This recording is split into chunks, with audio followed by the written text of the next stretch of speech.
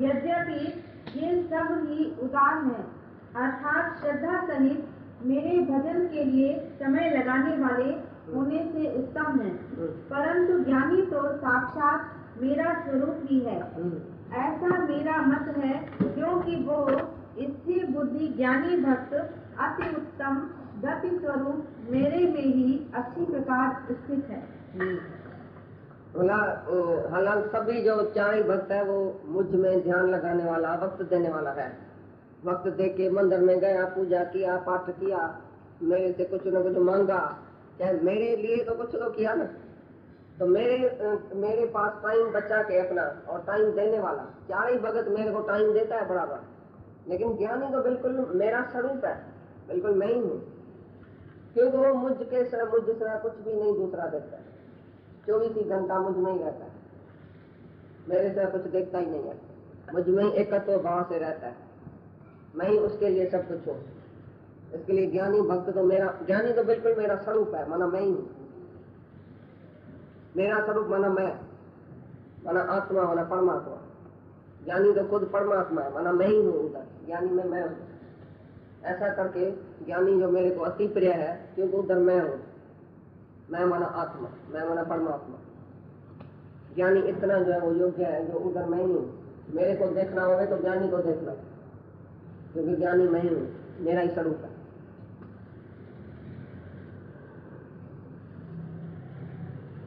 और जो बहुत जन्मों के अंत के जन्म में तत्व ज्ञान को प्राप्त हुआ ज्ञानी सब कुछ वासुदेव ही है, इस प्रकार मेरे को भजता है, वो महात्मा अति दुर्लभ है। सब जगह जो वासुदेव देखता है, बहुत जन्मों के अंत में उसको ज्ञान लगता है। ये पिछाड़ी का जन्म जिसका है, जिसके जन्मों की अंत हो गई है, अभी उसको जो ज्ञान लगता है कि मैं आत्मा हूँ और सर्व में मेरे को देखता है। सब जगह वासुदेव ही देखता है कि वासा है देव का जहाँ का। ऐसा ज्ञानी महादुर्लभ, अति दुर्लभ है, कि उसका लास्ट जन्म है, अंतिम जन्म है उसका, फिर उसका जन्म दूसरा नहीं होगा। इसके लिए उसको ये ज्ञान मिला है।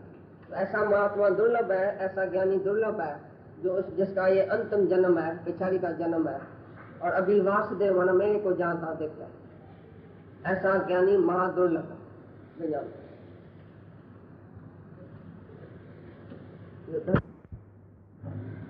और हे अर्जुन, जो विषयासक्त पुरुष हैं, वे तो अपने स्वभाव से प्रेरे हुए तथा उन भोगों की कामना द्वारा ज्ञान से भ्रष्ट हुए उस नियम को धारण करके अन्य देवताओं को भजते हैं, अर्थात पूजते हैं।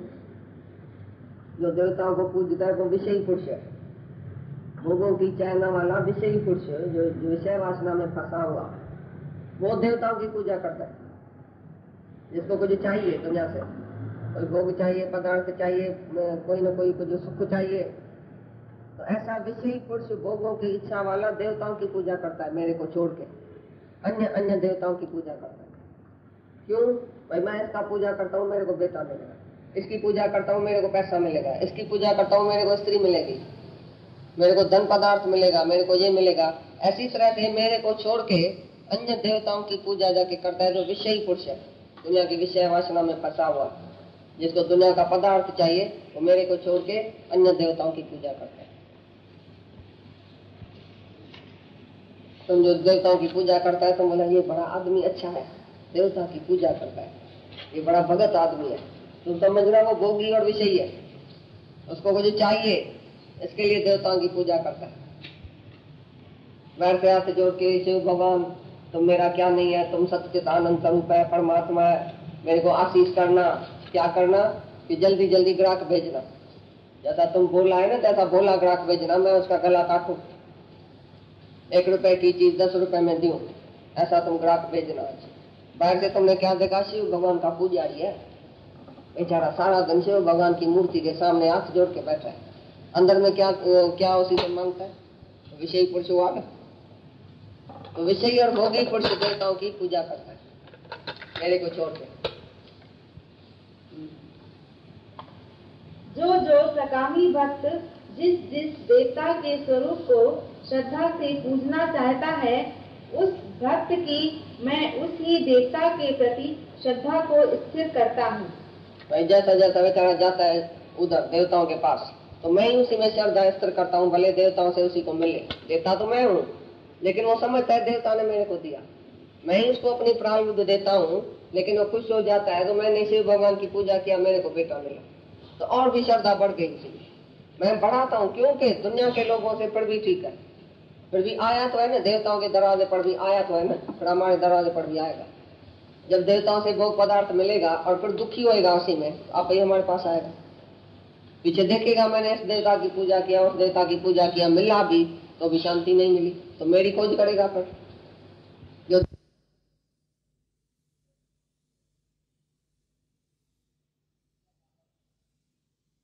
श्रद्धा पड़े,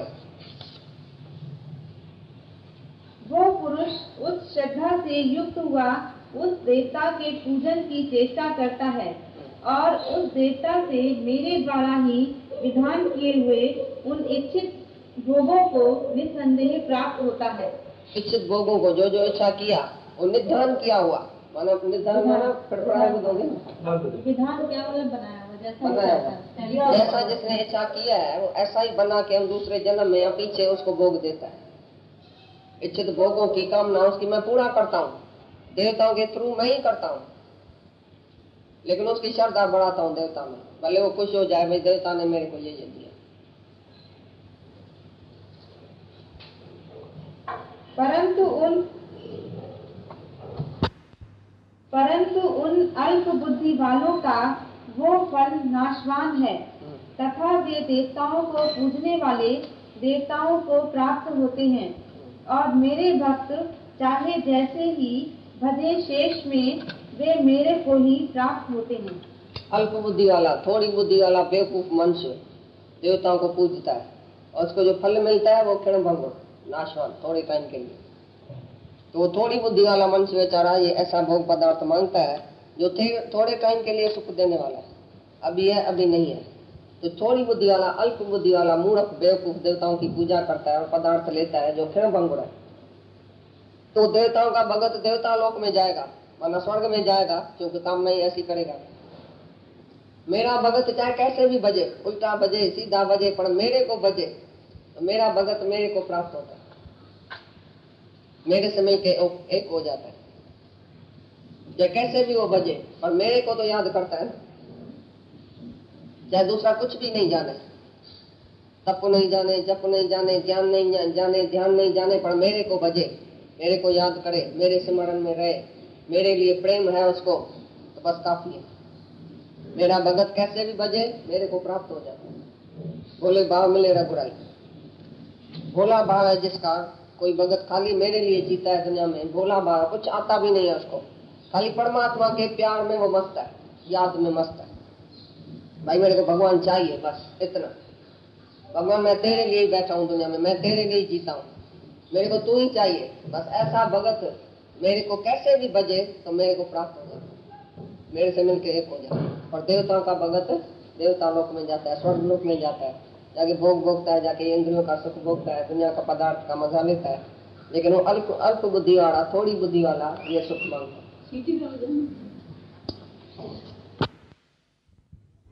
पुरुष मेरे अनुत्तम अर्थात जिससे उत्तम और कुछ भी नहीं है, ऐसे अविनाशी परम भाव को अर्थात अजन्मा अविनाशी हुआ भी अपनी माया से प्रकट होता हूँ, ऐसे प्रभाव को तत्व से न जानते हुए मन इंद्रियों से परे मुझ सच्चिदानंद घन परमात्मा को मनुष्य की भांति जन्म कर व्यक्त भाव को प्राप्त हुआ मानते हैं। बेवकूफ मनुष्य जो मैं प्रकृति को वश में करके और इधर प्रकट होता हूँ, तो मेरे को रवाजी मनुष्य समझ के व्यक्ति भाव को प्राप्त होता है, मानो मैं इस व्यक्ति हूँ, मानो एक मनुष्य हूँ, एक शरीर हूँ, ऐसा करके मेरे को जानता है। मैं जो अविनाशी आत्मा हूँ और ये शरीर धारण करके, ये माया का योग माया धारण करके और सारे जगत के उद्धार के लिए मैं प्रकट होता हूँ, तो लेकिन मूर्ख लोग मेरे को व्यक्तिगत करके मांगता है, व्यक्ति करके मांगता है, और एक मनुष्य रवाजी मनुष्य करके मूर्ख लोग मेरे को जानता है, जो मैं अजन्मा हूँ, अमर हूँ, अविनाशी हूँ, अलौकिक मेरा ये जीवन है, अलौकिक मेरा ये जन्म है, जन्म मेरा दिव्य है, तो ऐसे जन्म वाले को, ऐसा जो मैं प्रकट होता हूँ, जो मैं अपने निराकार से साकार होके इस पृथ्वी पर आके भक्तों का उद्धार करता हूँ, अधर्म का नाश, धर्म की जो वृद्धि करता हूँ, धर्म का स्थापन करता हूँ, तो ऐसे मुझ परमात्मा को भी ये मूर्ख लोग एक रवाजी मनुष्य करके जानता है, क्योंकि वो त्रिगुणी मई माया के वश में है, देह में है। इसके लिए मेरे को भी एक व्यक्ति देह और रवाजी मनुष्य करके जानता है। तथा अपनी योग माया से छिपा हुआ मैं सबके प्रत्यक्ष नहीं होता हूँ, इसलिए यह अज्ञानी मनुष्य मुझ जन्म रहित अविनाशी परमात्मा को तत्व से नहीं जानता है, अर्थात मेरे को जन्मने और मरने वाला समझता है। मैं जो इधर योग माया से घेरा हुआ, माना शरीर को धारण करके आया हूँ, ये योग माया है, ऐसा मैं प्रकट हुआ हूँ और सबको जानने में नहीं आता हूँ, सबके सामने प्रत्यक्ष नहीं होता हूँ, सबको दर्शन नहीं देता हूँ। मैं वो जो दिव्य नेत्र है वो सबको नहीं देता हूँ जो मेरे को पहचाने, ज्ञान का नेत्र सबको नहीं है, इसके लिए मूर्ख अज्ञानी मेरे को रवाजी मनुष्य करके जानता है, जन्मने वाला मरने वाला जैसे अपने को जानता है तैसे मेरे को जानता है। वो अज्ञानी पुरुष है, क्योंकि मैं सबके नजर में नहीं आता हूँ, सबको प्रत्यक्ष दर्शन नहीं देता हूँ, सामने भले बैठा हूँ सबके तो भी कोई नहीं पहचानता, फिर मेरे को जीव समझ के, मनुष्य समझ के, रवाजी एक आदमी समझ के मेरा कर्म बैठ के देखता है, ये जन्मता है एक दिन मर न जाए, अरे ये कैसा न हो जाए, ऐसा न हो जाए, ये शरीर में छूट जाए, ये मर न जाए। तो मरने वाला जन्मने वाला मेरे भगवान, मुझ भगवान को ऐसा करके जानता है, रवाजी इंसान करके जानता है, जैसे अपने को जानता है तैसे मुझ परमात्मा को।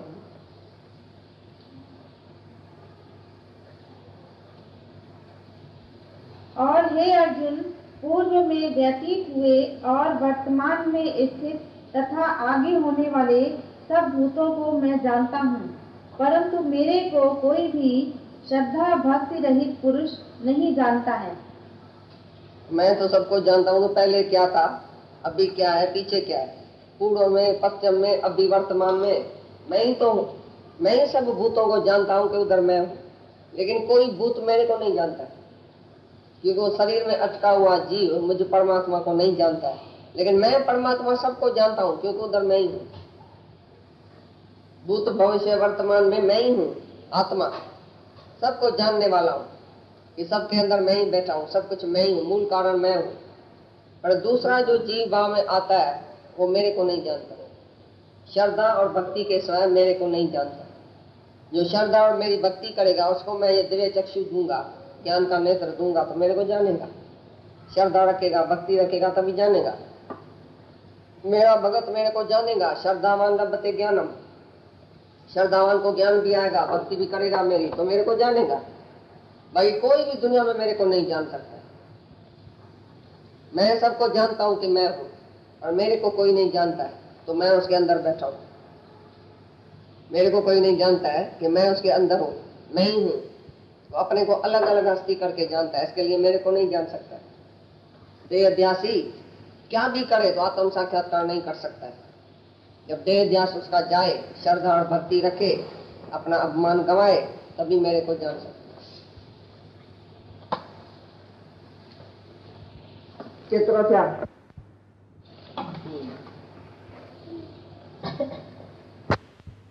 हे भरतवंशी अर्जुन, संसार में इच्छा और द्वेष से उत्पन्न हुए सुख दुख आदि द्वंद्व रूप मोह से संपूर्ण प्राणी अति अज्ञानता को प्राप्त हो रहे हैं,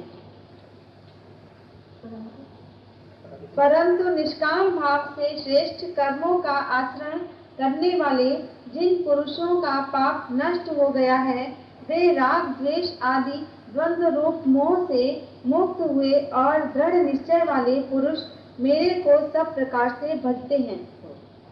सारी दुनिया राग में, द्वेष में, इच्छा में, कामना में, मोह में, डर में, द्वंद्वी जोड़े में फंसी पड़ी है। सब जो दुनिया के आदमी है, जो जीव भाव में है, वो जोड़े में फंसा पड़ा है, माया के जोड़े में। सुख है, दुख है, लाभ है, हानि है, मान है, अपमान है, सर्दी है, गर्मी है, सब जोड़े में फंसे पड़े हैं। लेकिन जो मुझको निष्काम भाव से बजने वाला, श्रेष्ठ कर्मों करने वाला श्रेष्ठ आदमी, जो अच्छा आदमी है, जो निष्कामी है, जो कोई फल की इच्छा और अहंकार नहीं रखता है, वो उस द्वंद्वी जोड़े से ऊपर चढ़ जाता है। नहीं राग, नहीं द्वेष, नहीं कामना, नहीं इच्छा, नहीं डर, नहीं कुछ भी उसके अंदर में नहीं है। ये जोड़ा जो द्वंद्व है वो माया में है। शरीर में जो रहता है उसको सब दुख और सुख लगता है, पर आत्मा में दुख सुख नहीं है। तो जो निष्कामी, जो सभी द्वंद्वों से रहता है, वो मुझको भजता है, जो इसी करता है।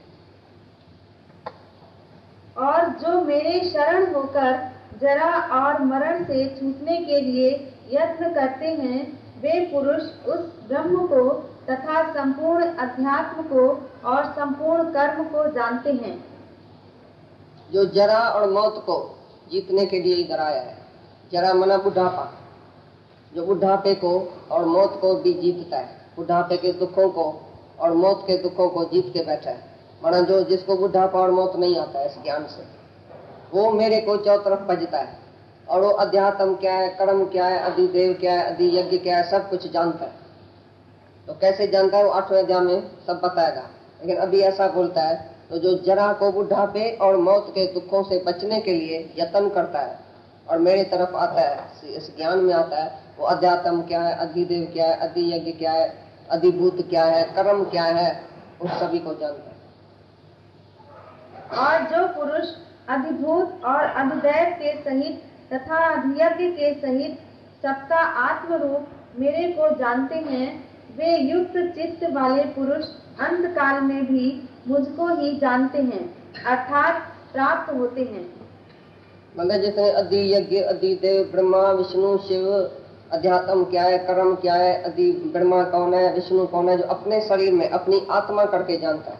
मुझ आत्मा को ही ब्रह्मा, विष्णु, शिव, पालने वाला, पोषने वाला, उत्पत्ति वाला, प्रलय वाला करके मुझ आत्मा को जानता है अपने अंदर में।